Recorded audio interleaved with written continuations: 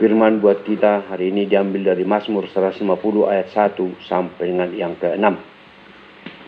Haleluya, haleluya, pujilah Allah dalam tempat kudusnya. Pujilah dia dalam cakrawalanya yang kuat. Pujilah dia karena segala keperkasaannya. Pujilah dia sesuai dengan kebesarannya yang hebat. Pujilah dia dengan tiupan sangkakala. Pujilah dia dengan gambus dan kecapi. Pujilah dia dengan rebana dan tari-tarian. Pujilah dia dengan permainan kecapi dan seruling. Pujilah dia dengan ceracap yang berdenting. Pujilah dia dengan ceracap yang berdentang. Biarlah segala yang bernafas memuji Tuhan. Haleluya. Demikianlah firman Tuhan. Topik daripada nats kita hari ini adalah segala yang bernapas memuji Tuhan. Penulis yang utama dalam kitab Mazmur atau Psalmen ini adalah Daud.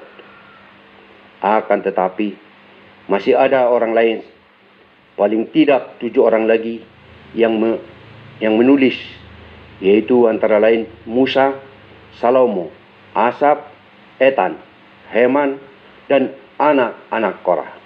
Juga beberapa Mazmur tidak diketahui penulisnya. Waktu penulisan Mazmur ini adalah antara tahun 1450 dan 430 sebelum Masehi. Akan tetapi sebagian besar ditulis sekitar tahun 1000 sebelum Masehi, yaitu periode sejak era Musa sampai kembalinya bangsa Israel dari pembuangan Babel. Kata Mazmur berarti puji-pujian, yaitu sebuah istilah yang mencerminkan sebagian besar dari kitab ini. Mazmur berasal dari bahasa Yunani, yaitu lagu yang memainkan dengan iringan musik yang dipetik seperti kecapi. Dalam bahasa Ibrani, Mazmur ini berarti lagu puji-pujian. Kitab Mazmur adalah kitab terpanjang, yaitu hingga 150 bagian. Di dalamnya terdapat pasal terpanjang di dalam kitab, yaitu Mazmur 119. Dia memuat 176 ayat. Ayatnya yang ke-1 mengatakan, berbahagialah orang yang hidupnya tidak bercela, yang hidup menurut Taurat Tuhan. Dan ayat terakhirnya ialah ayat 176 ditutup dengan kata-kata, aku sesat seperti domba yang hilang. Carilah hamba-Mu ini, sebab perintah-perintah-Mu tidak kulupakan. Jemaat yang dikasihi Tuhan kita Yesus Kristus, anak Allah yang hidup.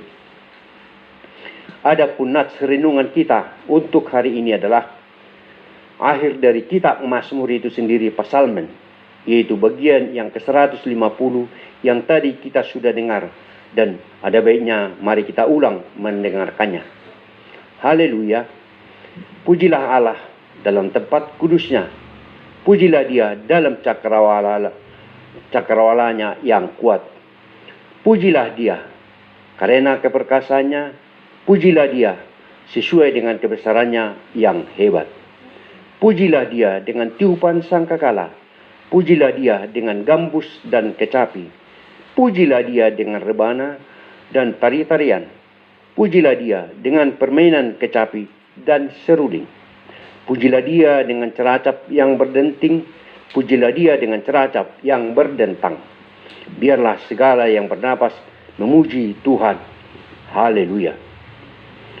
Jikalau kita perhatikan syair daripada puji-pujian ini, betapa mulianya Tuhan Allah di mata sang pemazmur, sang penulis ini. Bulat hatinya memuliakan nama Tuhan, sang pencipta itu. Pemazmur ini tidak menciptakan lagu pujian dengan menyelipkan permohonan kepada Allah untuk kepentingan dirinya sendiri, sebagaimana puji-pujian lain yang sering kita dengar. Memang tidak ada yang salah jika kita padukan pujian dan nyanyi dengan permohonan sesuatu kepada Allah Bapa. Cuma seringkali kita terjebak. Kita lebih banyak memohon pertolongan dan kemudahan rezeki kepada Tuhan dibandingkan dengan puji-pujian atas kebesaran dan penyertaan Tuhan Allah di dalam kehidupan kita ini. Anehnya lagi, dalam permohonan kita kepada Allah, seringkalilah kita malah terseret mendikte Tuhan untuk keperluan kedagingan kita sendiri. Walaupun di akhir pujian kita menyebut kata-kata indah atau kasarnya kata-kata basa-basi dengan menyebut, janganlah kehendakku, tetapi kehendakmulah Tuhan yang jadi. Memang hal berdoa ini bukan hal yang gampang. Sampai-sampai murid Yesus juga berkata kepada Yesus, Tuhan, ajarlah kami berdoa. Jawab Yesus kepada mereka, apabila kamu berdoa, katakanlah, Bapa yang kudus, dikuduskanlah namamu, datanglah kerajaanmu, berikanlah kami setiap hari makanan kami yang secukupnya, dan ampunilah kami akan dosa kami, sebab kami pun mengampuni setiap orang yang bersalah kepada kami, dan janganlah membawa kami ke dalam pencobaan. Lukas 11 ayatnya yang kedua sampai dengan 4. Jemaat yang dikasihi oleh Yesus Kristus, nyanyian, pujian, dan doa sama baiknya di mata Tuhan.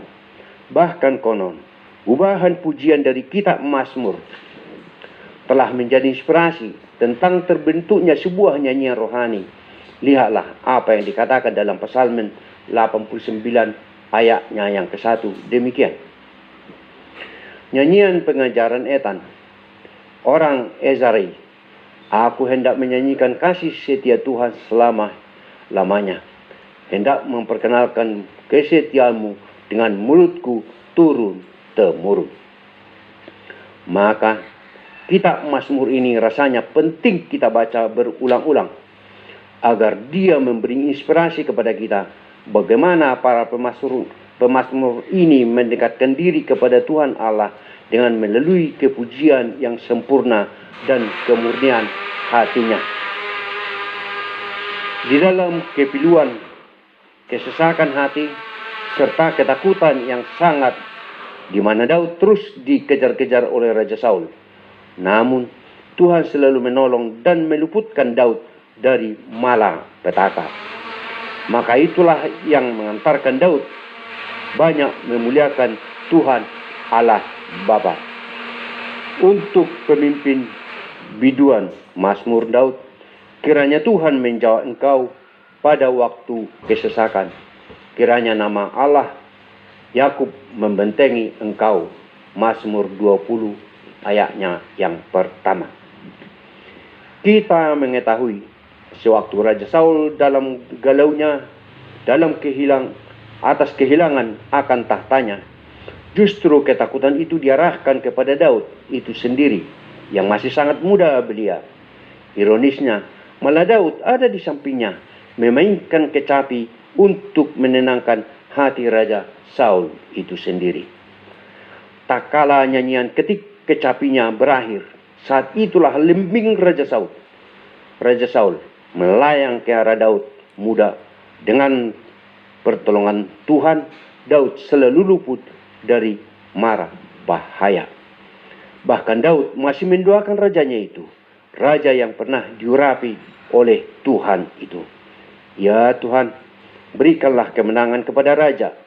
Jawablah kiranya kami pada waktu kami berseru. Psalm 20 ayatnya yang ke-9. Begitu mulianya hati para pemazmur ini, mendoakan juga orang-orang yang memusuhinya dan mengancam nyawanya sendiri.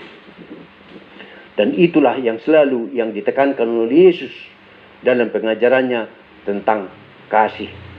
Aku akan menaruh belas kasihan kepada siapa aku mau menaruh belas kasihan, dan aku akan bermurah hati kepada siapa aku mau bermurah hati. Ditulis di dalam Roma 9 ayatnya yang ke-15b. Maka sering-seringlah kita membaca kitab Mazmur ini supaya kita dapat memahami bagaimana para pemazmur ini memuliakan Tuhan Sang Pencipta. Itulah renungan buat kita hari ini. Kiranya Tuhan menyempurnakan di dalam kehidupan kita sehari-hari. Amin. Mari kita berdoa.